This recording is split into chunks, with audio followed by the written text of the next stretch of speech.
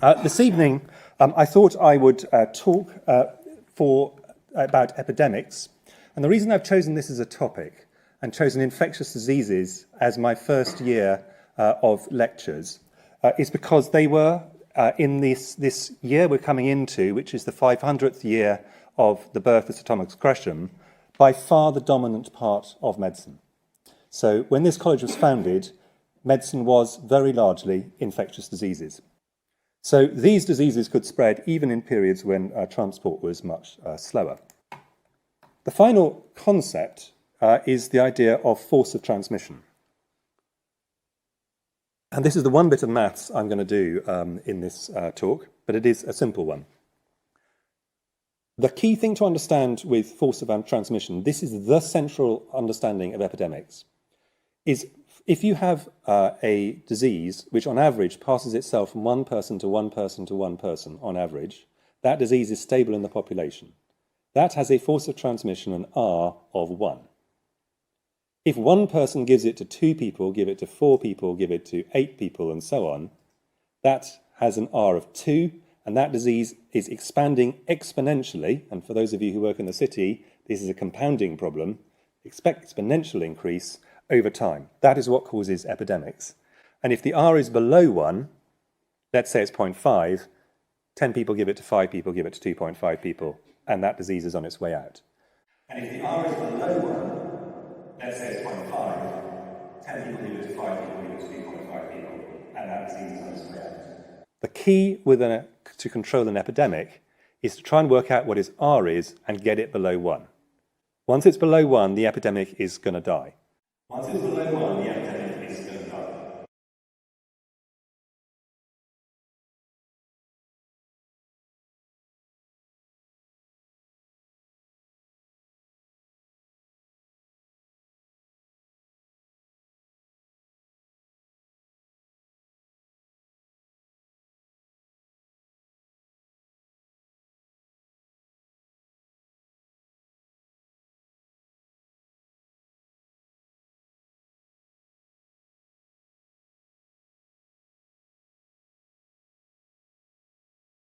And so that, understanding this number is central to epidemics. And in fact, very large numbers of infectious epidemics have really quite low Rs. They're quite close to 1. So the idea of getting them below 1 is entirely biologically feasible. So if the Ebola epidemic, for example, R was somewhere between 1.2 and 2.5, flu pandemic probably between 2 and 3, polio a bit higher, 5 to 7, HIV 2, and so on. So it's therefore possible, but wrong, but many newspapers make this point wrongly, so I'm going to make it for them and then say it's wrong, that we are increasingly vulnerable to epidemics because of the massive transport networks we have by land, sea and air.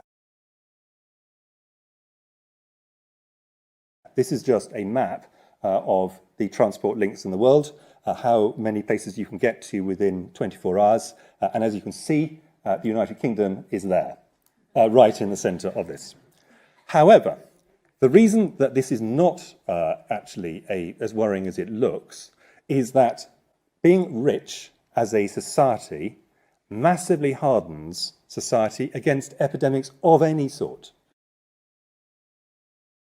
Being rich as a society massively hardens society against epidemics of any sort.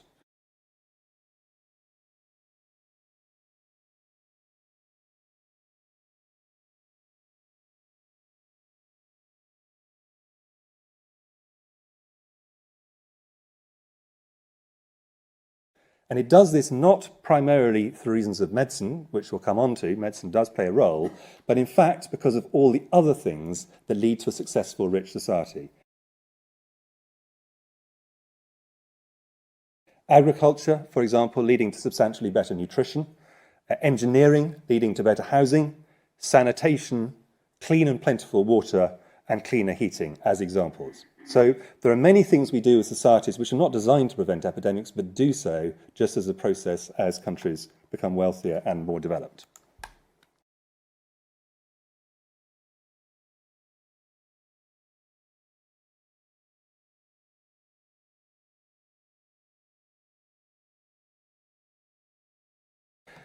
Epidemics cause substantial panic and have substantial social and economic impacts, very often way out of proportion to their actual medical importance.